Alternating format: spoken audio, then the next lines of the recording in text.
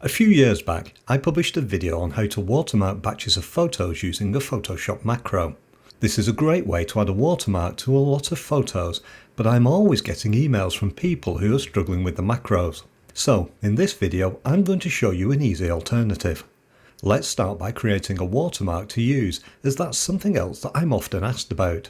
I'll first create a new empty document from the File menu, which is where I'll create the watermark.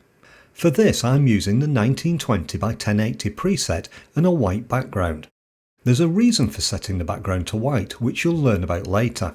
Next, I'll select the Artistic Text tool and set the font to Whisper. I'm using Whisper as it's a script font designed to look like handwriting.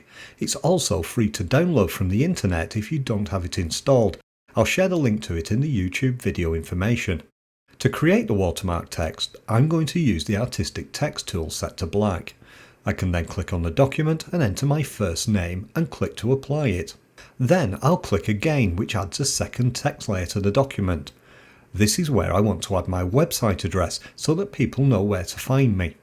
As before, I'll enter the text and then click to apply it to the layer. Now we can adjust some of the type settings to produce a better design for the watermark. One of the benefits of text layers in Photoshop is that you can continue to edit their settings. If I select my website address, I can change the font to Helvetica. I'll also select the text weight as light. After that, I'll set the text to be capitalized. And I can set a wider spacing between the letters. Although the largest spacing in the drop-down is 200, you can enter higher values by clicking and typing. I also think the watermark would look a little better if my name was rotated slightly. For that, I'll use the Move tool in the Tools palette. I can use this to click the text of my name, which selects it and surrounds it with a box. When I position my mouse pointer near the outside of the box, the pointer changes to show a curved arrow. I can then click and drag with my mouse to rotate the text. I think that I'll also add a thin line to the watermark to separate my name and the website address. I can do this with the Line tool, which you'll also find in the Photoshop Tools palette. It's grouped with several other shape tools, so one of those might be visible instead. As with the watermark text, I want this to be a black line, and I'm going to make it around 3 pixels thick using the weight setting. The best weight to use will depend on the size of the watermark you're creating. I'm trying to use a line weight that's a similar thickness to the font used for the website address. After applying these settings, I can click and drag to draw the line on the image. Now you can see the 3 components of the watermark as separate layers in the image. If I select the Move tool again, I can use it to reposition and even resize the individual elements. When these are in position, I'll select all 3 by clicking on the top layer, then whilst holding down the Shift key on my keyboard, I'll click the bottom layer. Now right-click on one of the layers using your mouse to display a layer pop-up menu. Make sure you right-click on the layer name and not the thumbnail, or you'll see a different menu. Then choose the Link Layer option in the menu to link the 3 layers together. Now we can see the link icon to the right of the linked layers. This means that when we resize any of the layers, it keeps the others in proportion, so our watermark still looks good. Let's now select the area around the watermark. I'll use the Rectangular Marquee tool to do this, which you'll find in the Photoshop Tools palette. There are a few selection tools in the same group, so one of these might be displayed instead.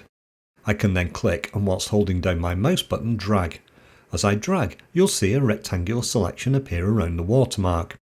If I don't get the watermark quite in the centre of the selection, I can click and drag the selection to reposition it. Once it's in place, I can select the Edit menu and choose the Default Brush Preset option. What this does is save the selection as a custom brush, which we can name in the dialog. I'll call this brush Robin Watermark and click the OK button. Now we can use our custom brush to quickly watermark our photos. First, open the image or images that you want to watermark in Photoshop. Although you can apply the watermark directly to the image, it's better to apply it to an empty layer. You can add a new empty layer to the image in the Layer menu by selecting the New option. Alternatively, you can use the New Layer icon at the bottom of the Layers window. Now choose the Brush tool in the Tools palette and select the Watermark brush. As this is a brush, we can use the square bracket keys on our keyboard to change its size. Notice that the watermark brush appears as an outline which is going to be filled with the colour we select. I'm going to use white as the colour of the watermark, but you can choose a different colour if you like. Now the reason that I used white for the background when we created our watermark originally is that it's ignored when we save it as a brush. The darker the text, the more solid a watermark is produced when saved, which is why we use black for our text. Now all we need to do is position and click to add the watermark. And because the watermark is on its own layer, we can adjust the opacity of the layer and even the blend mode. I can even select the Move tool and use this to resize and then reposition the watermark on the photo. When you have the watermark saved as a custom brush, it's quick and easy to add it to any image or batches of images. You also have the advantage of being able to position it anywhere on the photo. Of course, this isn't going to help you if you have thousands of images to watermark. For that, you need to use my original macro solution, which is a good video to watch next. If you found today's video useful, please share it with others. Thanks for watching today, and don't forget to subscribe if you haven't already. I'll see you soon for another video.